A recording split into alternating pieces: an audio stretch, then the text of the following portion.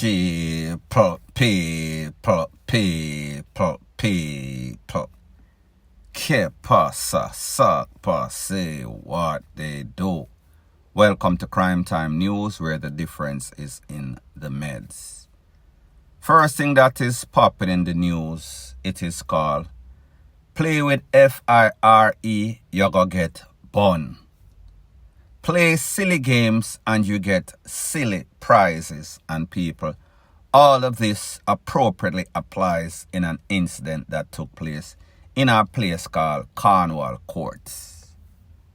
If you look at your screen, there's a picture of a youth in his uniform, a schoolboy.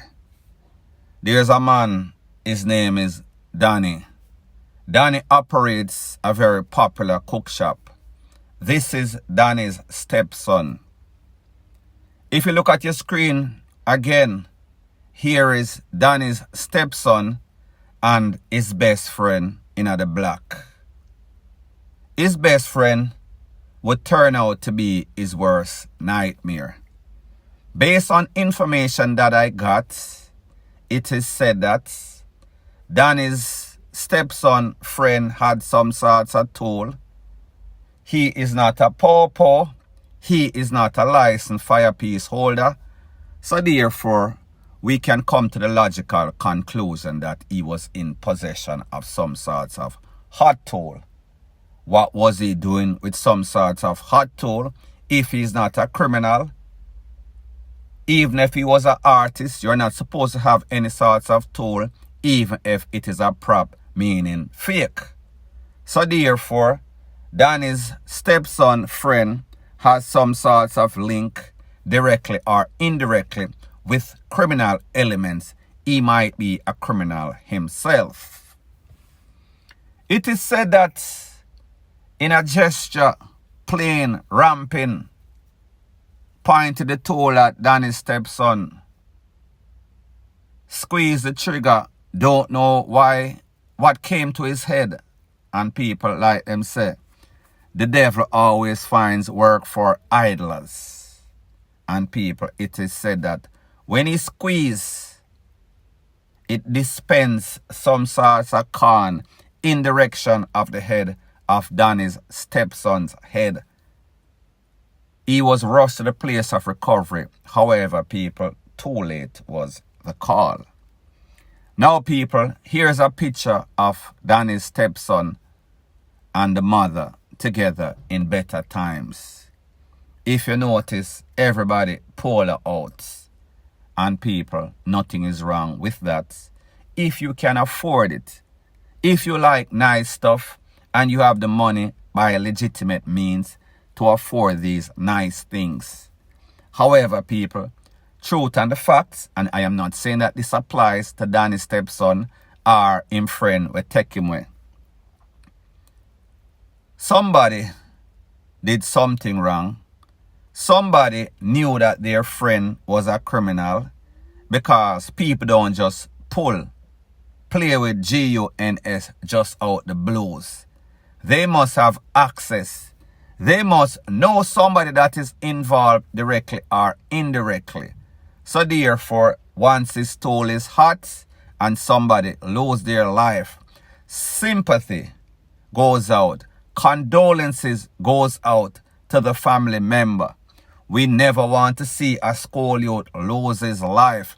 However, when these school youths pick up a game that is bigger than them, whenever these school youth start to change from students to gunman to shutter, whatever you want to call it, people, this is what we expect. Whenever you enter into the criminal lifestyle, it is usually destination doom. It is usually the big yard or the GRAVE yard. And people, based on what we see, based on the new rules that have been implemented as it pertains to hot tool, more than likely, this friend of the stepson is going to be charged for a hot tool. He is more than likely going to be charged for the takeaway of somebody, even though it was not premeditated. However, if it's even a game and you're a ramp, you are still responsible. everybody wants you have common sense in your head and you are of age. And the fact that you pick up some sort of tool, anything happens after that, you are responsible. Point blank and period. Now the next thing that is popping in the news, people, I am sure that you've heard the saying, to whom much is given, much is expected. People, this does not apply to Jamaica. Have zero expectations of anybody in high and low places, because they will surely let you down. Hope for the best and expect the worst. Now people, I am speaking about two ladies that were once employed to Sagicor. Sagicor is one of our fine financial institutions in Jamaica. Our people, it once was. Based on the information, it is said that both of these ladies, Tricia Monique Moulton, 42, Malicia McLeod, 42, they were arrested and charged by CTOC for all sorts of fraudulent activities at the bank that could be 50 to 60 million Jamaican dollars. It is said that they were charged for wire fraud. So pretty much what these ladies did, they opened several accounts, fraudulent accounts, and then they swindled, defrauded at least 6 accounts. Most of these accounts, or all of these accounts, were US-based accounts. That means the accounts were in US funds, not Jamaican funds. However, the equivalent, based on what CTOC is saying, are charging them for is between 50 to 60 million Jamaican dollars. Now people, this was done between August of 2022 and October of 2022. So people, in a short few months, these young ladies thought that it was a bright idea to swindle the people in account of such amount of money. Needless to say, these young ladies were on bail. These young ladies were given 1 million Jamaican dollars bail. One of these ladies, Mrs. McLeod, she has retained top lawyer Peter Champagne. So people, do you know what is going to happen? There is going to be all sorts of delayed tactics. If these people get convicted, I will be very, very surprised. However, this speaks about the type of society that Jamaica has become. This speaks about the lack of morals and ethics that exists in society, where people in high and low places are doing just about the same thing. Now people, take a look at Miss Tricia. You could see that Tricia has all the MO of a uptown girl. Tricia look like she is okay. Tricia is one of those faces if you went in any sorts of bank, financial institution, or any sorts of corporate setting. She looks like she has trust all over her. However, people, like them say, don't buy puss in a bag. You see somebody's face, however, you don't know their hearts. In beautiful women lie all sorts of evil. That applies to men. Not saying that they are beautiful, but me just say, don't watch no sorts of face. Now people, what this speaks is about Jamaica and what is going on in Jamaica. And people, I am going to put, even though I don't like to stereotype people, I don't like to put people in a bracket. To me, there are 4 types of women in Jamaica. I am speaking about the women that have real jobs, real hustle. Whether it is on social media, whether it is a brick and mortar, some sort of physical business. They are independent. The next type of women with job. However, they have some sorts of bucketive. They have some sorts of sugar daddy or some sort of minister of finance. Not saying that they don't have any sorts of Minister of Work, but me just say, the Minister of Finance plays a very important role as it pertains to sustaining this lady financially. The third type of women that you have the people like Mrs. Tricia.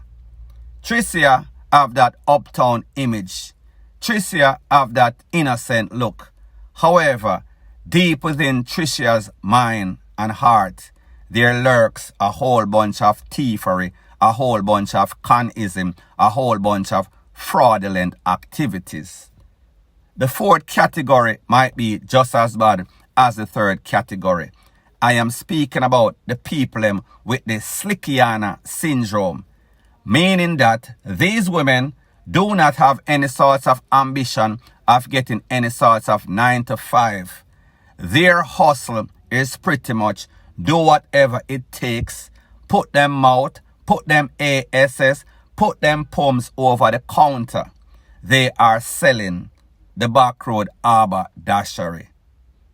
Whichever way, whichever means necessary, they are going to do whatever it takes to survive. Because people, here's the thing. As it pertains to Mrs. McLeod, as it pertains to Mrs. Moulton, these women are the type of people that you would see on the streets. Maybe if you meet them in some sort of financial institution, you might get a high. However, some of these people are so stuck up and in themselves, you could not imagine that these persons were not living an honest, decent life. So people, me just say, you would not imagine that two ladies such as these would be implicated, charged, given bail for $1 million for defrauding the company, defrauding the customers, especially people that are from overseas. So people, the moral of the story is this. If you're living in Jamaica and even worse, if you live overseas, please to check on your account on a daily or regular basis, or else you too will become a victim. And people, another thing that I realized based on information that I got is that purses, managers are stealing people that have dormant account. A dormant account is an account that has not been visited for about 10, I think, 15 years. So people, me just say, do the due diligence or else you will become a victim. Point blank and period.